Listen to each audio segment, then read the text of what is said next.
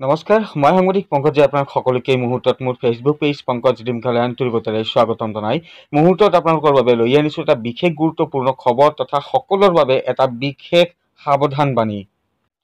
আৰু এই খবৰটি আপোনালোকৰ বাবে বিশেষ সাৱধান বাণী এই কাৰণে কৈছো যে এনে ধৰণৰ ঘটনাৰ সৈতে আপোনালোকেও সন্মুখীন হ'ব পাৰে।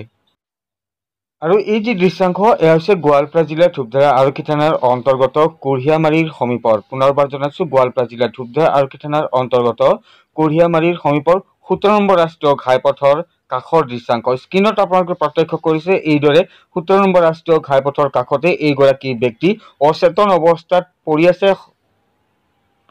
আৰু এজনে নহয় দুজনকৈ আছিল। এজনটো এনেধৰণৰ অচেতন অৱস্থাত পৰি আছে, আনজন আছিল খেকাপাৰাৰ পৰা পদুপাৰালা বা গৰুচটকালৈ যোৱা যি পথ আছে সেই পথত আছিল সেই যুৱকজন, আনজন যুৱক।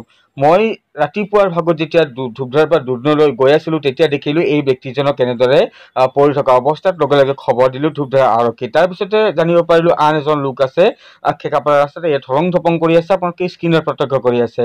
তাৰপিছতে খবৰটো এওঁলোকৰ পৰা জানিব পৰা গ'ল যে এওঁলোকে ISBT গুৱাহাটীৰ ISBTৰ পৰা ধুবুৰীলৈ আহিব বুলি সৰু এখন চাৰিচকীয়া বাহন ভাড়া কৰিছিল। আৰু যিহেতু নিশা হৈছিল সেই সময়ত ISBTৰ পৰা ধুবুৰীলৈ বুলি এই দুজন যুৱকে আচলতে সেই সৰু চাৰিচকীয়া বাহনখন ভাড়া কৰিছিল। আৰু তেনে প্ৰেক্ষাপটত দেখিবলৈ পোৱা গ'ল যে আচলতে ডকাইত ৰূপী সেই চালকে এই দুজন যুৱকক চল চাতুৰিৰে আচলতে নিচাজাতীয় দ্ৰব্য খুৱাই দুয়োজনকে অচেতন কৰি দুয়োজনৰ পৰা মোবাইল, ধন, কাপোৰ কানি যি বেগ আছিল সেইসমূহ লৈ উধাও হয় আৰু দুয়োজনকে গোৱালপাৰা জিলাৰ ধূপধাৰা আৰক্ষী থানাৰ অন্তৰ্গত যি খেকাপাৰা আছে সেই খেকাপাৰা অঞ্চলত 17 নম্বৰ ৰাষ্ট্ৰীয় ঘাইপথৰ কাষত পেলাই থৈ যায়।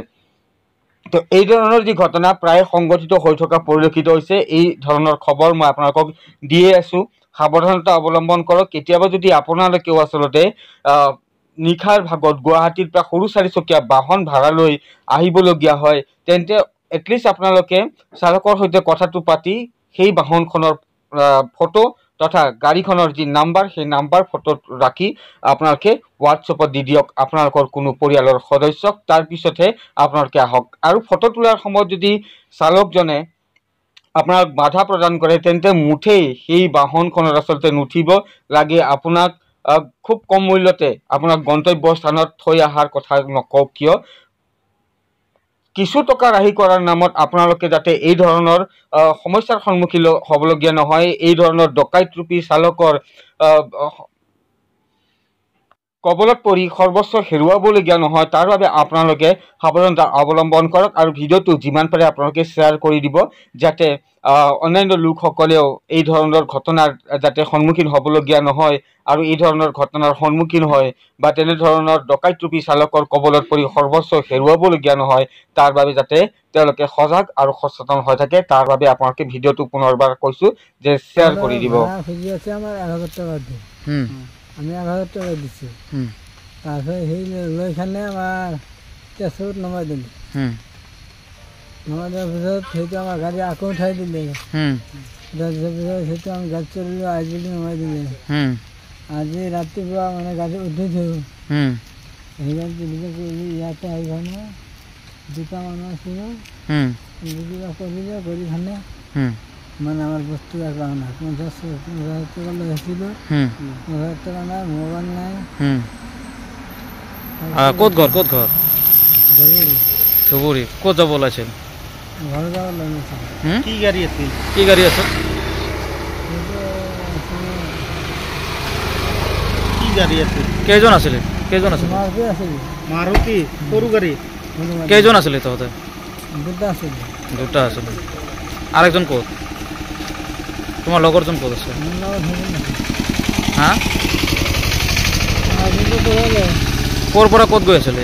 কোনফালৰ পৰা? ISBTৰ পৰা ধুবুৰী গ'লে হয়।